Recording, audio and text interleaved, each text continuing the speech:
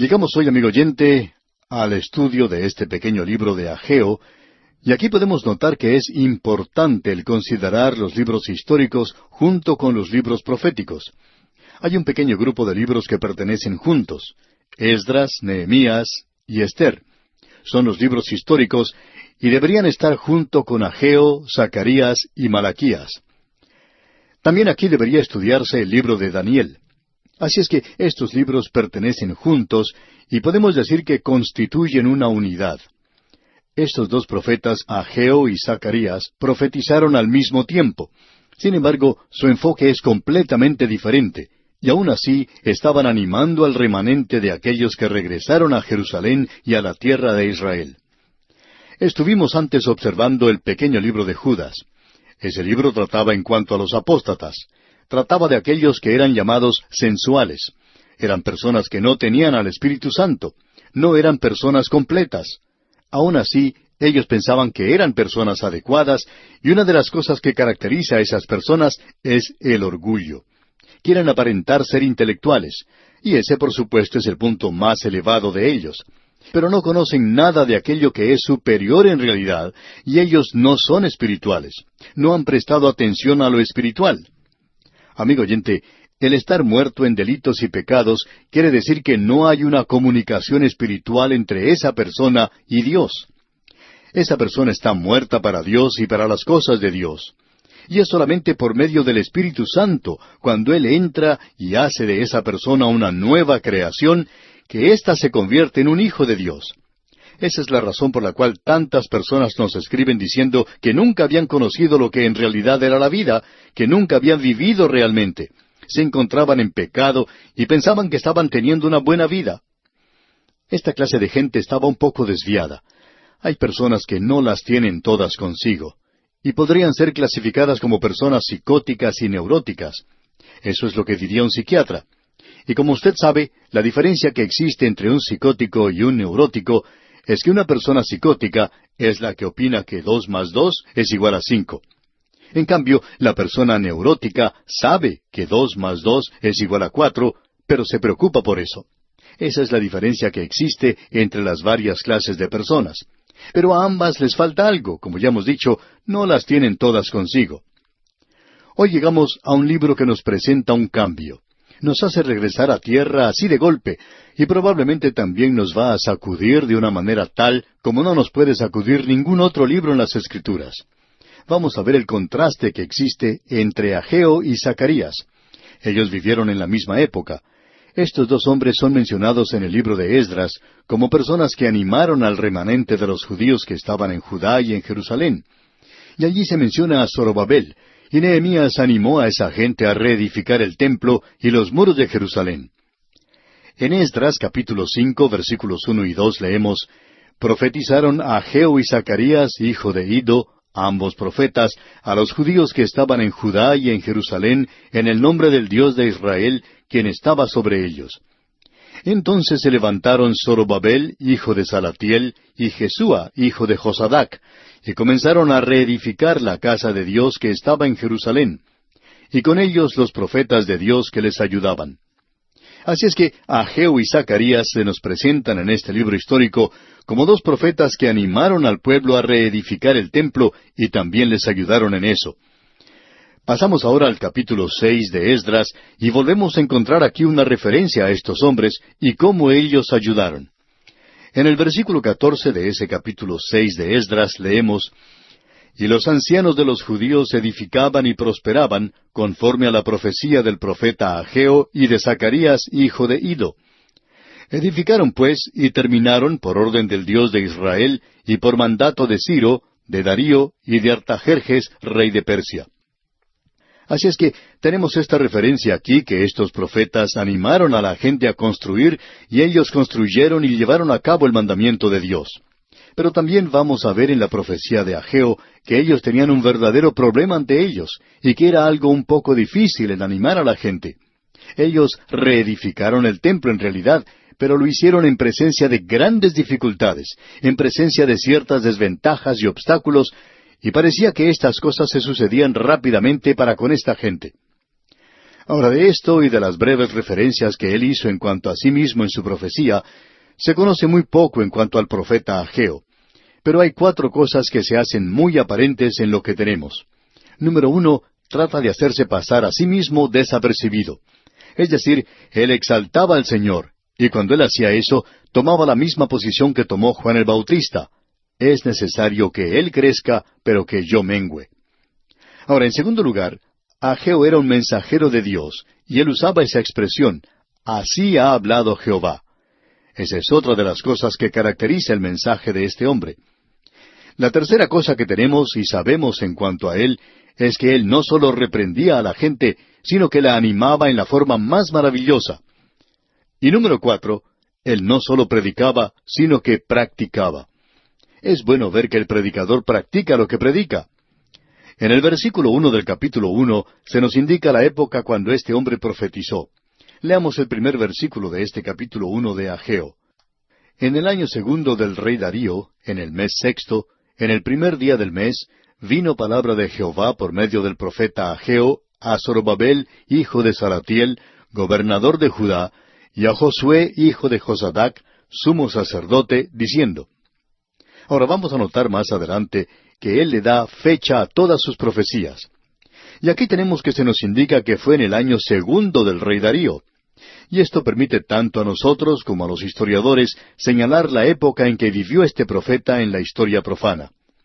Darío, a quien se menciona aquí, comenzó a reinar en el año 521 a.C., así es que este es el segundo año del reino del rey Darío, el año 520 a.C. Esa es la fecha aproximada cuando él comenzó a reinar.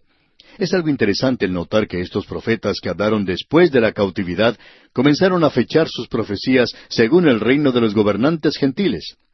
Eso hace de esto algo muy interesante porque los otros profetas que profetizaron antes de la cautividad siempre señalaban la fecha de su profecía durante el reino de algún rey de Israel o de algún rey de Judá, o la de ambos reyes. Pero por supuesto, ahora ya no hay ningún rey, ni en el reino del norte, ni en el reino del sur. Así es que Ageo da fecha aquí a su profecía según un rey gentil. O sea, ese período de tiempo del cual el Señor Jesucristo dijo que Jerusalén sería pisoteada por los gentiles hasta que fueran cumplidos los tiempos de los gentiles. En realidad, ese tiempo ya había comenzado, y ahora la fecha es conforme al tiempo de los gentiles. Y eso lo hace muy específico, y ya vamos a decir algo en cuanto a esto en unos instantes. Ahora su tema es el templo, la reconstrucción y renovación del templo. Esa era la pasión suprema de la profecía, y él no solo reprendía al pueblo por su demora en la reedificación del templo, sino que los animaba y los ayudaba en esta tarea. Ahora Ageo siempre, constantemente se refería a la palabra de Dios. Usted puede notar esto al leer esta pequeña profecía. Por ejemplo, en el versículo 2 dice, «Así ha hablado Jehová de los ejércitos». En el versículo 3 él dice, «Entonces vino palabra de Jehová». Y usted puede encontrar esto a través de todo este libro. Él le da énfasis a esto aquí. Aparentemente este hombre se humilló voluntariamente a sí mismo para que el Señor fuera exaltado. Una cosa que podemos decir en cuanto a Ageo es que es una persona muy práctica. No hay nada poético en cuanto a él. Es una persona prosaica. Francamente, amigo oyente, él puede aburrirle. Pero esperamos que no sea así, por supuesto. Puede que sea muy aburridor para usted. Es una persona bastante sencilla. No hay nada que le eleve a usted a las alturas indecibles en lo que él escribe. En realidad, él lleva en su mano una vara para medir. Él es una persona que ha dicho que 2 más 2 es igual a 4. Él medía todo. Es una persona muy práctica. La profecía de Ageo y la epístola de Santiago tienen mucho en común. Ambos le dan mucho énfasis a la actividad diaria, a la labor de cada día. Ambos tratan con las cosas prácticas de la vida y demuestran que la acción es algo espiritual. Si uno tiene una actitud de no hacer nada, es algo malo, según ellos. Y ambos colocan una vara de medir sobre la vida y el trabajo es la medida de la vida. Es una cosa el decir, Señor, Señor, Señor, y llamarle a Él Señor, pero es otra cosa el vivir la vida. Recuerde que Él dijo, habrá en aquellos días aquellos que me digan, Señor, Señor, mira lo que hemos hecho. Y entonces Él les responderá que Él ni siquiera les conoce. Ellos no estaban haciendo la voluntad de Dios, no estaban trabajando para Él. El Señor Jesucristo mismo presentó esta parábola en cuanto al hombre que tenía 2 hijos. A uno de ellos le dijo que fuera a trabajar en el campo, y su hijo dijo, sí, papá, lo voy a hacer. Es como aquellos que van a una reunión de testimonio y cuentan cómo el Señor les salvó y cómo Él les ha llamado a ir al campo misionero. Él va a salir a trabajar, pero nunca lo hizo. En realidad, nunca hizo nada. En cambio, el otro muchacho, cuando el padre le pidió que hiciera algo, él dijo, no, papá, no lo voy a hacer. Él estaba fuera de la voluntad de Dios. Pero pasó el tiempo y él pudo ver que había cometido una equivocación y finalmente dijo, papá, yo voy a ir a hacer lo que me has pedido. Ahora, él no dio un testimonio, él no tenía mucho que decir, él no elaboró mucho eso de hacer la voluntad de Dios. Él sencillamente salió y la hizo. Él hizo lo que su padre le había pedido que hiciera. Y el Señor Jesucristo hizo una pregunta muy penetrante. Dijo, ¿quién piensan ustedes que hizo la voluntad de Dios? Y esa es la pregunta que hace el Señor, y es una pregunta muy fácil de contestar, amigo oyente. Este hombre Ageo dijo, ustedes tienen que salir y trabajar si es que van a servir al Señor. Él es una persona tan práctica que, hablando honestamente, hay muchos que se apartan de él. Uno nunca puede ver aquí donde él haya tenido algún banquete en la iglesia. Él nunca hizo eso.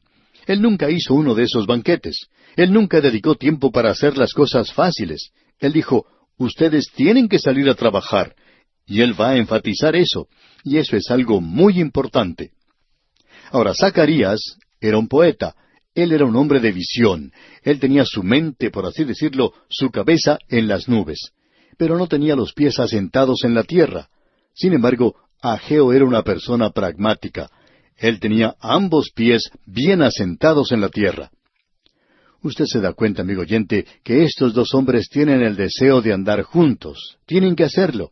El hombre de acción y el hombre de visión tienen que andar juntos. El poeta y la persona pragmática necesitan andar juntos. Es algo muy importante que ellos hagan eso. Sobre este pequeño libro de Ageo podemos escribir lo siguiente. Así que, hermanos míos amados, estad firmes y constantes, creciendo en la obra del Señor siempre, sabiendo que vuestro trabajo en el Señor no es en vano. Y esto lo encontramos en la primera epístola a los Corintios, capítulo 15, versículo 58. Y es un buen cuadro de este libro. Hace de esto algo bastante destacado, por cierto. Ya hemos presentado algo de los antecedentes que encontramos en el libro de Esdras en cuanto al libro de Ageo. Ellos profetizaron al remanente que había regresado, y especialmente cuando ellos se encontraban desanimados, lo que ocurría en ese entonces. Como ya hemos dicho, Ageo y Zacarías se acercan a este problema desde 2 puntos de vista diferentes. Uno de ellos lo hace desde el punto de vista práctico, y el otro desde el punto de vista poético. Este hombre Zacarías tenía una visión, y si quiere tener un ejemplo de lo que queremos decir, él vio a una mujer volando por el aire y ella se encontraba dentro de un efa, que es una medida de capacidad y es de origen egipcio. Hay muchos cultos y sectas en el presente donde las mujeres tienen un lugar muy prominente como parte de sus ritos, de sus servicios, de la imagen pública que presentan. Pero nunca hemos oído de una de estas sectas que tuvieran a una mujer que flotara en el aire dentro de un efa. Así es que Zacarías les superó en cuanto a esto. Pero Ageo no obra de la misma manera. Él es una persona demasiado pragmática para hacer eso. Es decir, Ageo es una persona que juzga la verdad basada en sus efectos prácticos. Por ejemplo, alguien viene y le dice, Ageo, vamos a tener una reunión de oración para poder construir el templo. Y Ageo responde, está bien, si ustedes van a tener una reunión de oración, pues será mejor que lo hagan durante la noche, porque a esa hora no podemos trabajar. Pero durante el día yo quiero que ustedes vengan con martillo y serrucho a trabajar y a construir el templo. Y hay muchas personas, amigo oyente, que no gustan de esto. Las reuniones de oración son mucho más fáciles para ellos porque les permite estar sin hacer nada. Ahora, no crea que le estamos restando importancia a la reunión de oración. No se trata de eso, no estamos haciendo eso. Pero hay muchas personas que oran que no hacen nada. No son como esa persona que se cuenta en la historia que dijo, cuando un hombre ora para tener una buena cosecha, Dios espera que él diga amén con la azada. Y eso es algo que necesitamos hoy, amigo oyente. También vamos a ver algo en cuanto a este hombre que hace de él algo bastante destacado. Él le da fecha a todos sus mensajes. En un período de 3 meses y 14 días, según el calendario, él dio 5 mensajes. Cada uno de ellos fue presentado en una fecha específica. Vamos a observarlos al avanzar en nuestro estudio por este libro. El primer mensaje lo dio el 1 de septiembre del año 520. Ahora, no nos pregunte cómo es que sabemos esto. Ya hablaremos de esto en la próxima oportunidad, Dios mediante. El segundo mensaje fue dado el 24 de septiembre del año 520. El tercero fue entregado el 21 de octubre del año 520. El cuarto mensaje fue dado el 24 de diciembre del 520, y luego el quinto mensaje también fue dado el 24 de diciembre del año 520. Alguien le preguntó a un pastor hace mucho tiempo, ¿por qué dio a Ageo 2 mensajes el 24 de diciembre? Y el pastor respondió, bueno, supongo que porque al día siguiente era Navidad y quería estar en casa con su familia para la Navidad. Claro que la persona que hizo la pregunta no le gustó mucho la respuesta y dando media vuelta se marchó. Él no pensaba que esa era una respuesta adecuada. Pero con eso queremos decir que no tenemos la respuesta, amigo oyente. Vamos a reservar este asunto de la fecha para la próxima oportunidad. Queremos leer ahora el primer versículo de este capítulo 1 de Ageo, que dice, En el año segundo del rey Darío, en el mes sexto, en el primer día del mes, vino palabra de Jehová por medio del profeta Ageo a Zorobabel, hijo de Salatiel, gobernador de Judá, y a Josué, hijo de Josadac, sumo sacerdote, diciendo... Ahora él comienza aquí dando la fecha de este mensaje. En el año segundo del rey Darío, en el mes sexto, en el primer día del mes. Luego dice, vino palabra de Jehová por medio del profeta Ageo. Y aquí tenemos esta expresión que él comienza a mencionar. Vino palabra de Jehová por medio del profeta Ageo a Zorobabel, hijo de Salatiel. Con esto trataremos más adelante, y debemos decir que Zorobabel aquí indica sembrado en Babilonia. Él nació en la cautividad en Babilonia. Su nombre en realidad es pagano. Pero él era un representante del gobierno, era del linaje de David. Y dice aquí Ageo, hijo de Salatiel, gobernador de Judá, y a Josué, hijo de Josadac, sumo sacerdote. Aquí tenemos al sumo sacerdote. Así es que en este versículo se menciona a la persona principal del gobierno y a la persona principal de la religión. Ambos están representados aquí. Y Dios les envía su mensaje. Ahora, Dios mediante, en nuestro próximo programa, vamos a ver cuál es ese mensaje. Y amigo oyente, va a ser algo tan práctico que le va a sacudir a usted. A nuestro juicio, este sin duda alguna es un libro muy sorprendente que tenemos en la palabra de Dios. Bien, amigo oyente, vamos a detenernos aquí por hoy y entonces continuaremos con nuestro estudio de este libro de Ageo en nuestro próximo programa. Continuamos hoy, amigo oyente, el recorrido que iniciamos en nuestro programa anterior por este pequeño libro de Ageo. Y como dijimos al principio, usted va a encontrar que este es un libro diferente de cualquiera de los otros que hemos estudiado y que han sido escritos por los profetas. Ageo le da mucho énfasis a la palabra del Señor. Vamos a leer el versículo 1 que ya leímos anteriormente de este capítulo 1 de Ageo. Dice, En el año segundo del rey Darío, en el mes sexto, en el primer día del mes, vino palabra de Jehová por medio del profeta Ageo a Zorobabel, hijo de Salatiel, gobernador de Judá, y a Josué, hijo de Josadac, sumo sacerdote, diciendo. Ahora usted nota que Ageo comienza diciendo, en el año segundo del rey Darío. Nuevamente debemos decir que aquí se nos presenta un calendario que es del tiempo de los gentiles. El Señor Jesucristo dijo que Jerusalén iba a ser hollada o pisoteada por los gentiles hasta que el tiempo de los gentiles fuera cumplido. Eso es aún cierto en este mismo instante. Nos encontramos en esos tiempos aquí. Esto ya no está dirigido a un rey de Israel, ni tampoco está dirigido a algún rey del linaje de David. Este calendario se refiere a esto ahora. Es el primer día del mes, y es el sexto mes. Debemos decir esto categóricamente porque si usted tiene un calendario judío, notará que este es el mes de septiembre, el día primero del año 520. Este es un libro que se puede fechar muy fácilmente. Y luego dice, a Zorobabel. Este es el líder político. el hijo de Salatiel, y como ya hemos dicho, Zorobabel quiere decir sembrado en Babilonia, o sea que él creció en Babilonia. Él tenía un nombre babilónico, había nacido en la cautividad.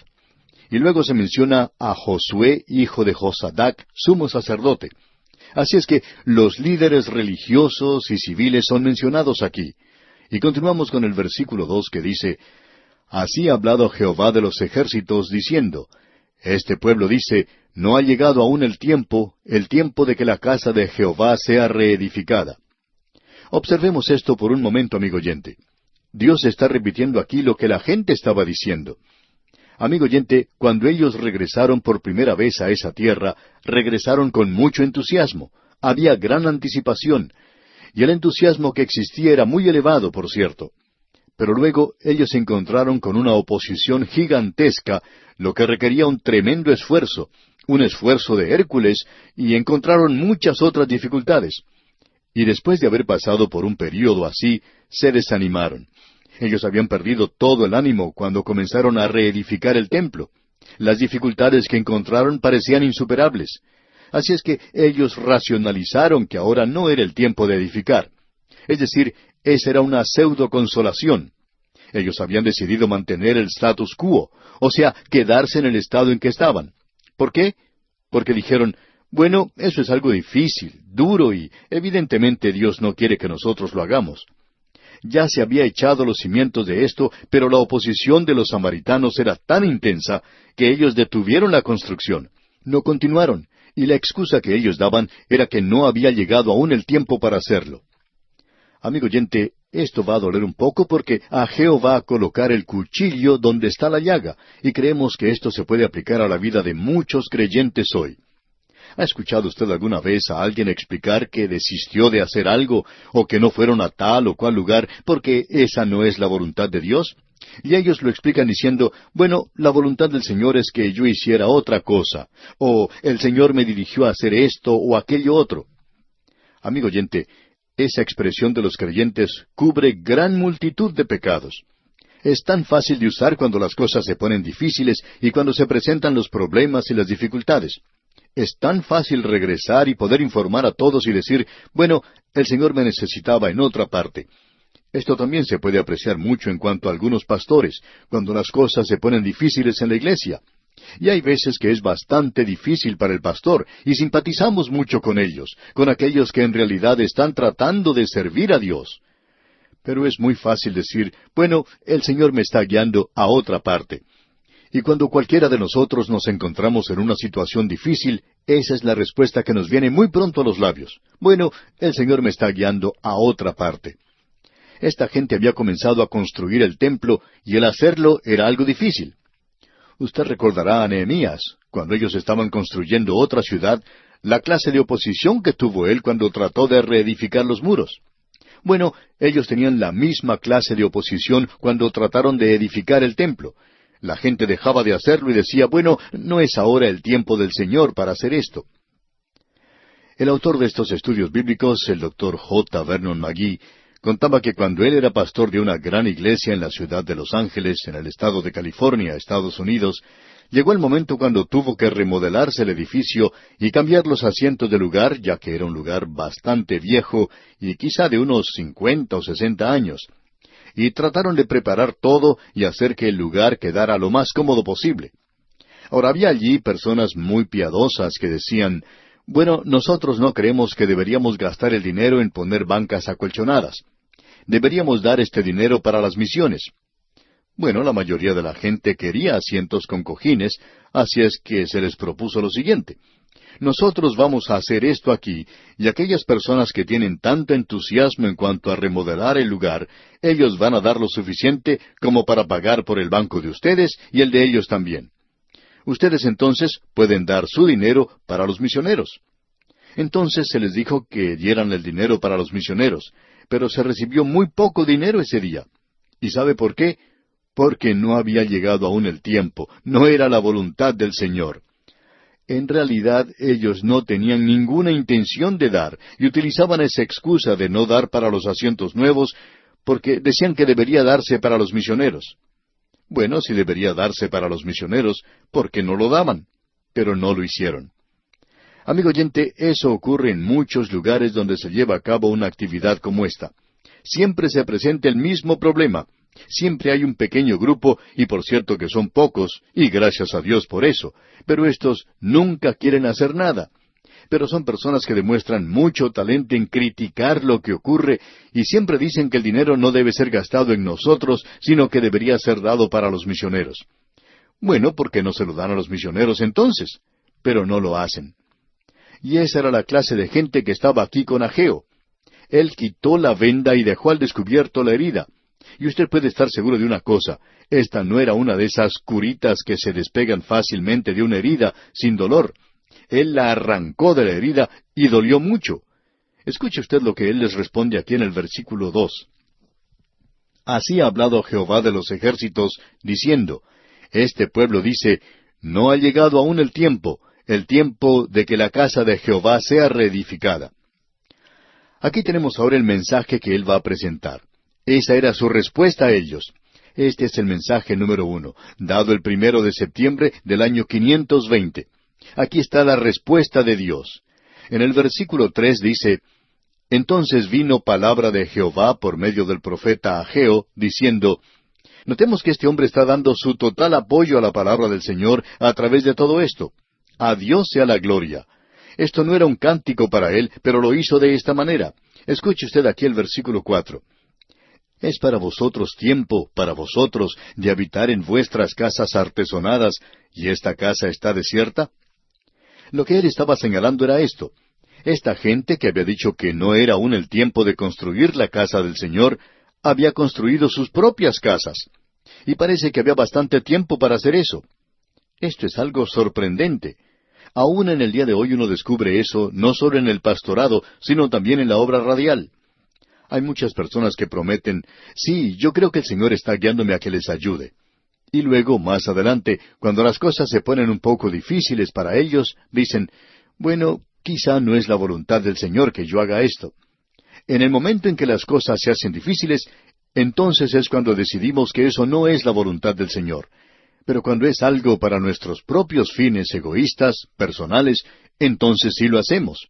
Siempre hacemos un esfuerzo extra para tratar de lograr algo, aquello que es para nuestro provecho. Por ejemplo, esta gente estaba viviendo en casas artesonadas, dice aquí. ¿Cómo eran ellos capaces de hacer eso? Había dificultades, pero ellos sobrepasaron esas dificultades para construir su propia casa. Pero no eran capaces de sobrepasar las dificultades para construir la casa del Señor. Y la pobre excusa que utilizaban era, bueno, no ha llegado aún el tiempo de que la casa de Jehová sea reedificada. Por cierto que nos cansa el escuchar a la gente que presenta excusas así para no hacer algo por Dios. Dicen, bueno, no es la voluntad del Señor. ¿Qué es lo que sabe usted de la voluntad del Señor, amigo oyente? ¿Solo porque es difícil, porque es duro, porque le va a costar algo a usted? ¿Quiere decir eso entonces que no es la voluntad del Señor? Amigo oyente, esa no es la forma de interpretar la voluntad del Señor. A veces es bastante duro y difícil. Ah, si pudiéramos tener algunos de los santos de Dios aquí con nosotros hoy, ellos nos podrían decir. Nos preguntamos, ¿qué diría Abraham a esta gente que hoy dice, bueno, no es la voluntad del Señor que yo haga esto? Este hombre vivía en Ur de los Caldeos. Él tenía una buena ocupación allí. Y usted puede estar seguro de una cosa. Este hombre que iba a ser el padre de los israelitas, de seguro que era un buen negociante. Él estaba gozando de una buena posición allá en Ur de los Caldeos. Esa era una ciudad muy civilizada en aquellos días. Era una ciudad bastante próspera y había mucho lujo allí. Y Dios le dijo a él, yo quiero que tú salgas de esta ciudad.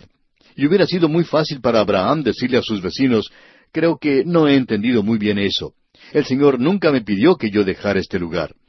Es algo cómodo, fácil, de modo que no creo que la voluntad del Señor para mí sea que tenga que dejar esta ciudad. Amigo oyente, hay miles de misioneros en los campos misioneros en el presente y muchos de ellos están realizando grandes sacrificios. ¿Por qué? Porque ellos pensaron que era la voluntad del Señor que salieran y después hicieran esto. ¿Cuántos de nosotros aquí en casa no deberíamos estar con ellos?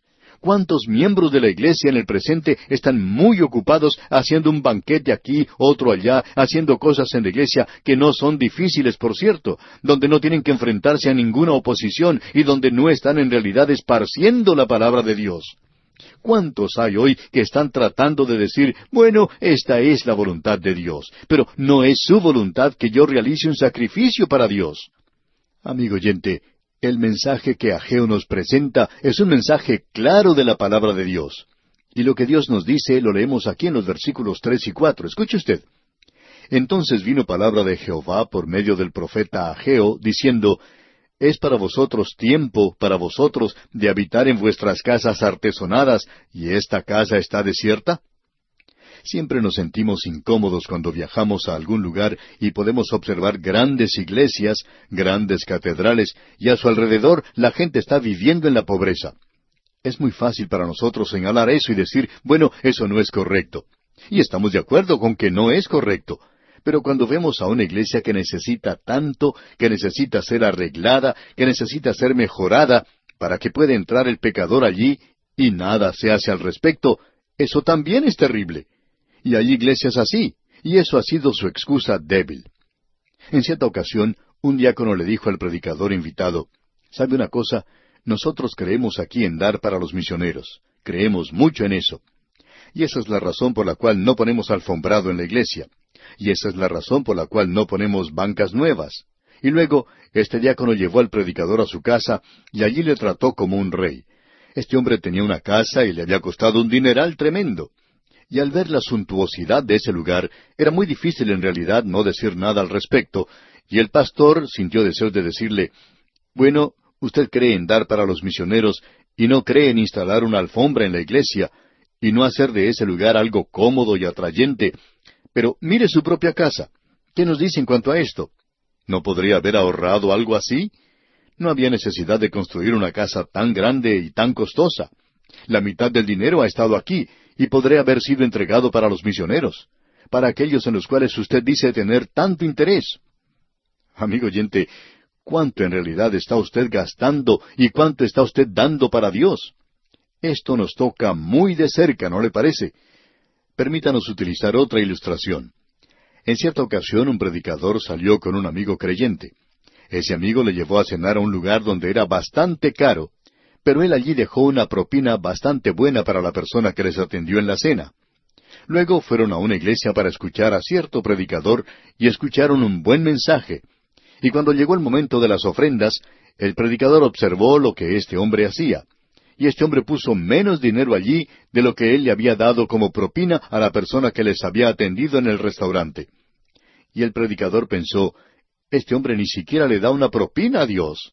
Él le da más propina a la persona que nos atendió en el restaurante que lo que le da a Dios.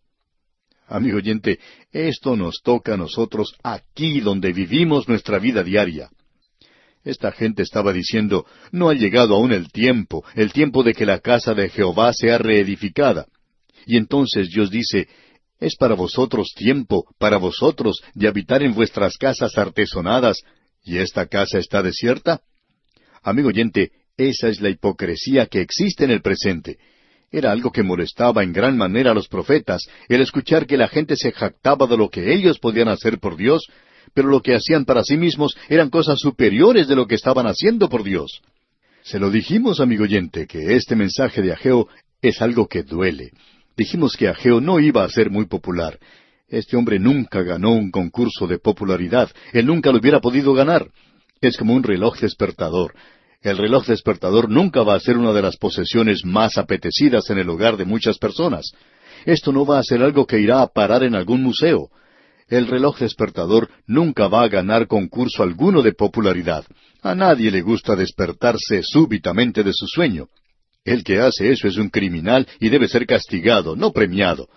En el día de hoy está tratándose de hacer relojes despertadores que tengan un sonido agradable, que no sea ese timbre tan violento que nos sacude de nuestro sueño. Pero el reloj despertador con cualquier otro sonido todavía es un reloj despertador y le interrumpe a uno el sueño. Hay grandes empresas en el presente que hacen que sus empleados escuchen música suave y agradable mientras trabajan. Ya no se utiliza el látigo del capataz para que los empleados produzcan más. Pero amigo oyente, cuando la gente se encuentra cómoda y satisfecha, no quiere escuchar una voz que los perturbe o algún sonido desagradable. En cierta localidad se pidió a una iglesia que no colocara campanas porque el sonido de ellas despertaría a las personas que dormían los domingos por la mañana en el vecindario. En días como los nuestros, Juan el Bautista perdería la cabeza otra vez, no por reprender al rey, sino por ser agitador y proclamar alguna calamidad. Esa es la razón por la cual los profetas de Dios nunca ganaron ningún concurso de popularidad. Ellos fueron apedreados, no premiados. Ellos fueron rechazados. Y Ageo, amigo oyente, es como un reloj despertador. Él nos despierta, Él nos molesta, y no nos gusta esto. Él ocupó una posición bastante difícil. Se encontraba en una situación muy dura. La gente ni siquiera notaba su mensaje. No querían oírlo. Ellos recién habían salido de Babilonia. No querían escuchar lo que Él les decía. Pero Él trató de despertarles y de hacer algo por Dios. Dios mediante, en nuestro próximo programa veremos cómo Él hizo esto. Este hombre hizo esto de una manera muy fuera de lo común, aunque no era muy original que digamos. Pero aún así es algo que no se está utilizando en el presente. Creemos que puede ser efectivo si adoptáramos el método de Ageo en la obra de Dios en la actualidad. Bien, amigo oyente, vamos a detenernos aquí por hoy. Dios mediante, continuaremos nuestro estudio de este pequeño libro de Ageo en nuestro próximo programa. Mientras tanto, le sugerimos que usted lea todo este capítulo 1 de Ageo y comience a darse cuenta de lo que tiene que decir. Estamos seguros que se verá muy interesado en seguir con nosotros este viaje que estamos llevando a cabo por este libro de Ageo.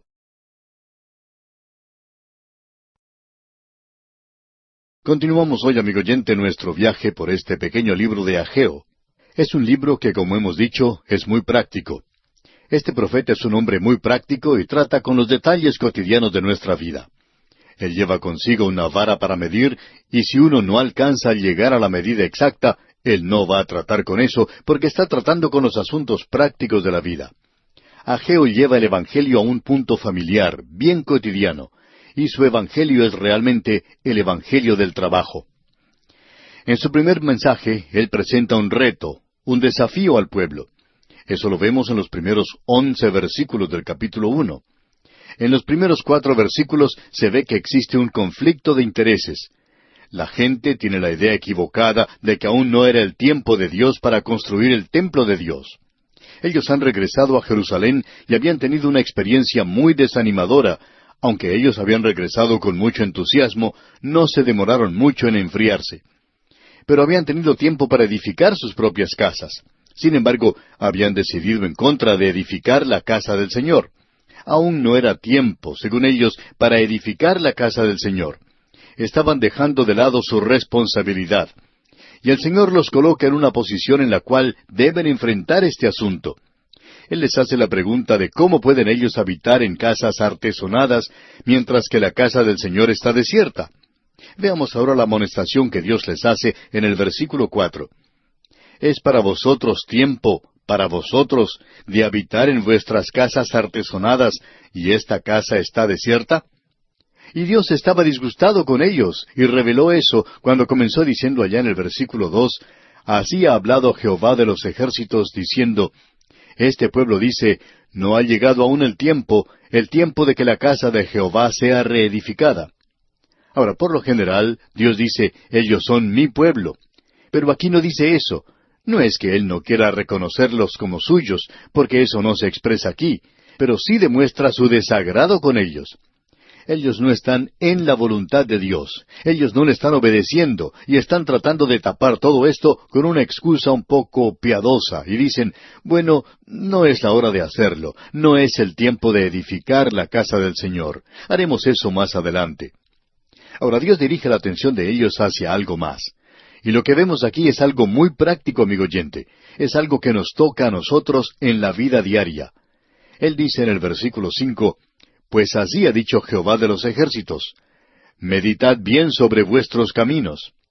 Él les está señalando los caminos de ellos, la forma en que se están comportando. Les está diciendo que observen lo que está ocurriendo a su alrededor. Y luego entra en detalle en cuanto a esto.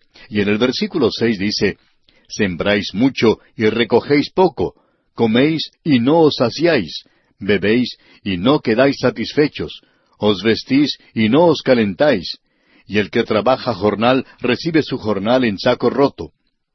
Dios los estaba castigando en sus cosas materiales y ellos no lo estaban reconociendo. Recuerde, amigo oyente, que esto es algo que se presenta en la epístola a los Hebreos para los creyentes en el día de hoy. Cuando Dios nos castiga o disciplina, hay una razón para ello. Cuando Él nos juzga, el Hijo de Dios debería explorar la razón. Debería tratar de descubrir por qué Dios le está tratando de esa manera, por qué Dios está tratando de limar esas asperezas que tiene todavía.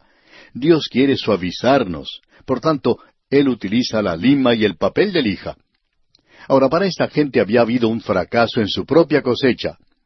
Había habido hambre, no había suficiente dinero para comprar ropa, no había lo suficiente para comer o lo suficiente para beber.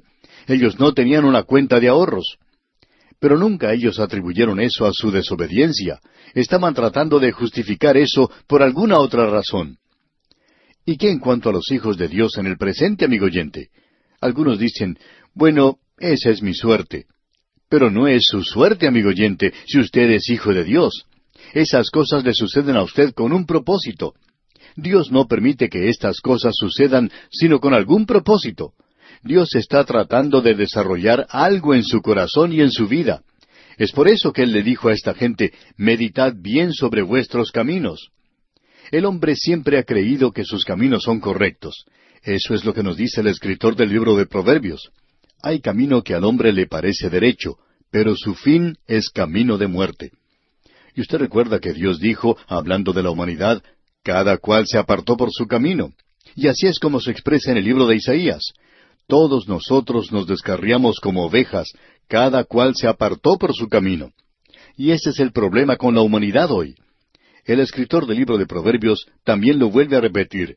Jehová conoce el camino de los justos, mas la senda de los malos perecerá. Y en el capítulo 2 de Proverbios, versículo 12, leemos, para librarte del mal camino de los hombres que hablan perversidades. La palabra de Dios habla mucho en cuanto a estas cosas que revelan que el camino del hombre no es el camino de Dios. Allá en el capítulo 6 del libro de Proverbios otra vez, versículo 23, podemos leer, porque el mandamiento es lámpara y la enseñanza es luz, y camino de vida las reprensiones que te instruyen. Y el escritor de Proverbios otra vez dice en el capítulo 13, versículo 13, el que menosprecia el precepto perecerá por ello, mas el que teme el mandamiento será recompensado. Dios dice que Él va a ser bastante duro. Y en Isaías capítulo 55, versículos 7 al 9 leemos, deje el impío su camino, y el hombre inicuo sus pensamientos, y vuélvase a Jehová, el cual tendrá de él misericordia, y al Dios nuestro, el cual será amplio en perdonar. Porque mis pensamientos no son vuestros pensamientos, ni vuestros caminos mis caminos, dijo Jehová. Como son más altos los cielos que la tierra, así son mis caminos más altos que vuestros caminos, y mis pensamientos más que vuestros pensamientos. Eso es lo que Dios dice. Y el profeta Jeremías en el capítulo 10 de su libro, versículo 23, dice, conozco, oh Jehová, que el hombre no es señor de su camino, ni del hombre que camina es el ordenar sus pasos. Y el mismo profeta Jeremías en el capítulo 6, versículo 16 de su libro dice, así dijo Jehová, paraos en los caminos y mirad, y preguntad por las sendas antiguas, cuál sea el buen camino, y andad por él, y hallaréis descanso para vuestra alma. Mas dijeron, no andaremos. Porque el hombre está en rebelión contra Dios, amigo oyente. Así dijo Jehová, no aprendáis el camino de las naciones, ni de las señales del cielo tengáis temor, aunque las naciones las teman. Y Dios dice, este es el camino, andad por él, y no echéis a la mano derecha, ni tampoco torzáis a la mano izquierda. Y el Señor Jesucristo lo expresa de la siguiente manera, de cierto os digo, el que no entra por la puerta en el redil de las ovejas, sino que sube por otra parte, ese es ladrón y salteador. Mas el que entra por la puerta, el pastor de las ovejas es. Y luego él continúa diciendo, refiriéndose a la puerta, yo soy la puerta, el que por mí entrare será salvo, y entrará y saldrá y hallará pastos. Esto es realmente tremendo. Esto es lo que Dios le está diciendo a esta gente. Meditad bien sobre vuestros caminos. ¿No pueden ver ustedes lo que está sucediendo? ¿Cuántos de los que nos escuchan ahora pueden enfrentarse a algo así como esto? ¿Qué es lo que usted está haciendo hoy, amigo oyente? ¿A dónde le está llevando este camino? ¿Ha pensado usted alguna vez a dónde le están llevando las drogas? Existe solamente una salida. El camino es muy ancho cuando uno comienza y puede hacer como le plazca, pero ese camino amplio es como un embudo. Cada vez se hace más y más angosto y solamente hay una salida muy pequeña, y esa salida es la destrucción. Pero al comenzar es muy amplio, por cierto. Ahora Dios nos habla del camino angosto. Él es el camino, y no hay ninguna otra forma de entrar a ese camino sino por la parte angosta del embudo. Pero al entrar por ese camino, uno puede andar y encontrar pastos delicados.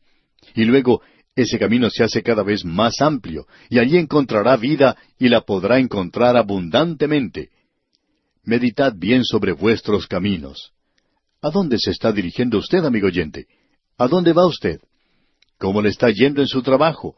¿Cómo le está resultando su matrimonio?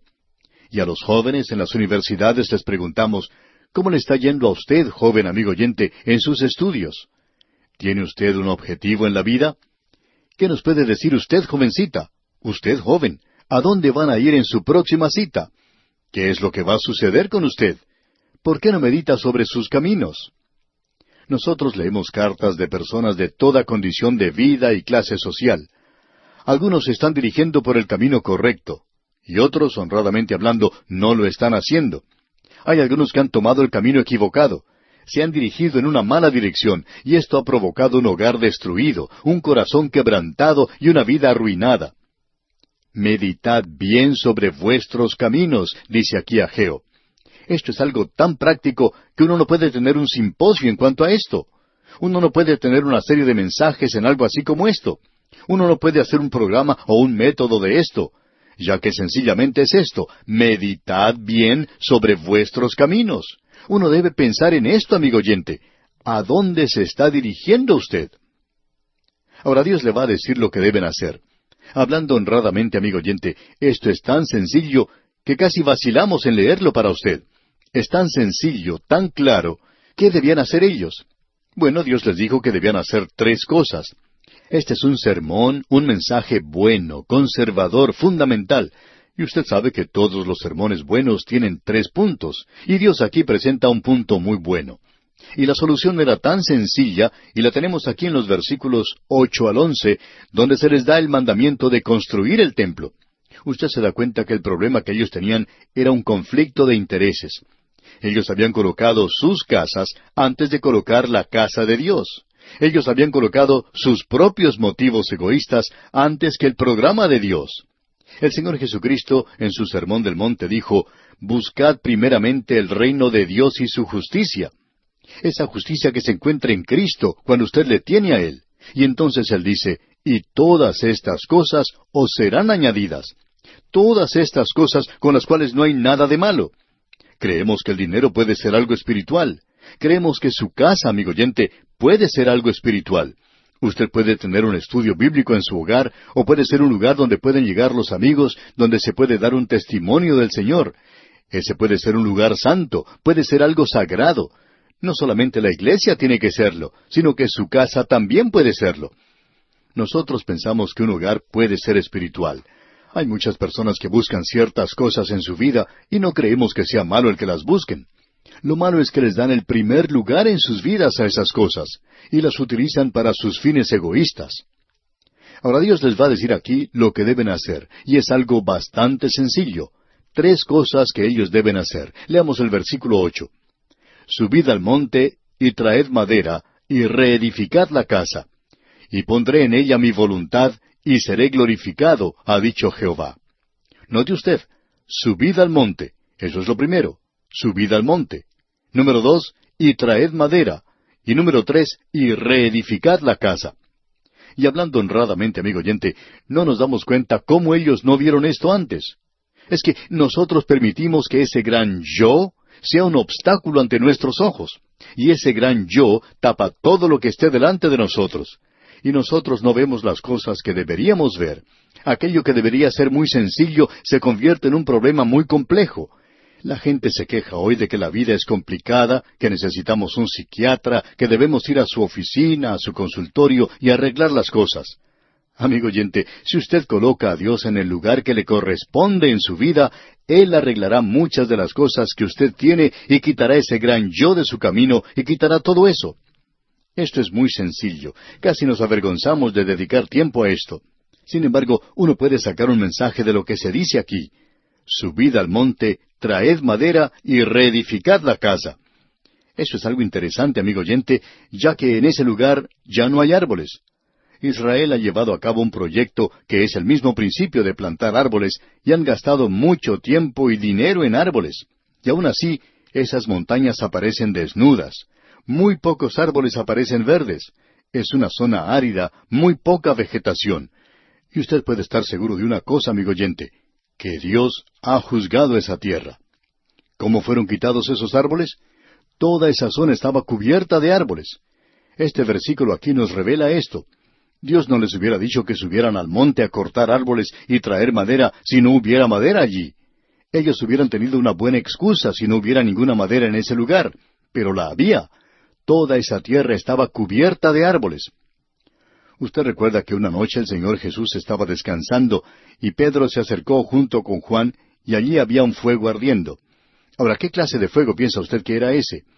¿Piensa usted que ellos estaban usando petróleo en aquellos días? ¿O se imagina usted que ellos estaban usando un calentador eléctrico? No era así, amigo oyente. Estaban quemando simplemente madera. ¿Y cómo podría obtener el Señor madera para quemar en aquella tierra? Bueno, allí había árboles. ¿Qué sucedió entonces? Cuando el enemigo se apoderó de esa tierra, ellos cortaron y derribaron gran cantidad de árboles. Prácticamente derribaron todos los árboles de esa zona. Ahora Dios aquí está diciéndoles, subid al monte. Así es de sencillo. Ellos estaban diciendo, bueno, no es el tiempo propicio para edificar la casa de Jehová. Después de todo, habrá que hacer un esfuerzo para subir al monte. La segunda cosa que Él les estaba diciendo era, traed madera. De esos árboles ellos tenían que hacer madera. Tenían que derribar los árboles y con el hacha deberían hacer madera de eso. Y luego, la tercera cosa que les dijo era que debían reedificar la casa, edificar un templo, dedicarse al trabajo.